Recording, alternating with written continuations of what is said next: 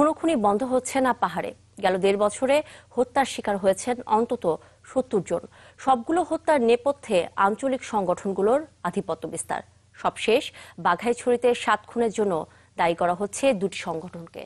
Police বলছে সন্ত্রাসীরা সীমানা পেরিয়ে যাওয়ায় ধরা কঠিন হয়ে পড়ছে। আর সুশীল সমাজের মতে সব পক্ষকে নিয়ে সমন্বিত উদ্যোগ ছাড়া শান্তি ফিরবে না পার্বত্য জনপদে। জিয়াউল হককে সাথে নিয়ে আরো জানাচ্ছেন ফখরুল ইসলাম।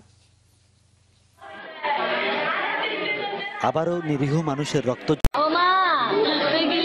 আঞ্চলিক সংগঠনগুলোর অভ্যন্তরীণ দ্বন্দ্ব সংঘাতে কয়েক বছর ধরেই উত্তপ্ত পাহাড়।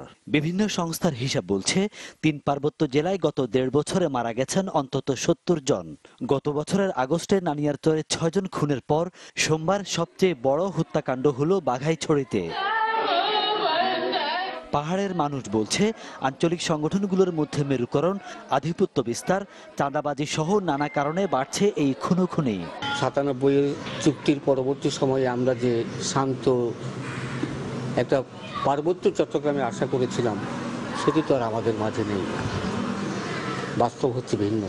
সমস্ত লোককে রাজনীতি যারা করে তাদেরকেও নিয়ে আমাদেরকে সামনের দিকে যদি আমরা এগুতে না পারি তাহলে এগুলি সবসময় লেগে থাকবে বলে আমার বিশ্বাস।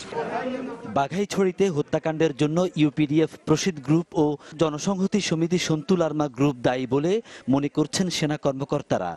জানান নির্বাচনে জনসংহতির চেয়ারম্যান প্রার্থী বড় ঋষি চাকমা ভোট বর্জনের পর সহিংসতার হুমকি দেন। জেএসএস মেমুল তারা যেহেতু এটার জন্য সরকারকে সতর্ক করে দিয়েছে এবং একটা পরোক্ষভাবে হুমকি দিয়েছে, তো তারা আমার ধারণা তারা অবশ্যই জড়িত আছে এবং তাদের সহযোগী হিসাবে ইপিডিএফ যেভাবে তাদের একসাথে কাজ করে যে তারাও হয়তো জড়িত আছে। যে কোনো হত্যাকাণ্ডের পর কিছুদিন চলে সাঁড়াশি অভিযান। তৎপরতা বাড়ে সব বাহিনীর, কিন্তু শেষ পর্যন্ত খুব কমই ধরা পড়ে জড়িতরা। যখনই একটা জোরালো অভিযান হয় তারা কিন্তু এই পোরাস বর্ডার, যে বর্ডার দিয়ে ইজিলি চলে যেতে পারে, ইনফিল্ট্রেশনটা হয়, এটা কিন্তু প্লেন ল্যান্ডের মধ্যে বর্ডার না, এবং এই কারণেই কিন্তু আমরা কাঙ্ক্ষিত লক্ষ্যে পৌঁছাইতে পারি না। শুধু অভিযানই নয়, এমন সংঘাত বন্ধে সব পক্ষকে আলোচনার টেবিলে আনতে সমন্বিত উদ্যোগ দরকার বলেও মনে করে পাহাড়ের বিভিন্ন মহল।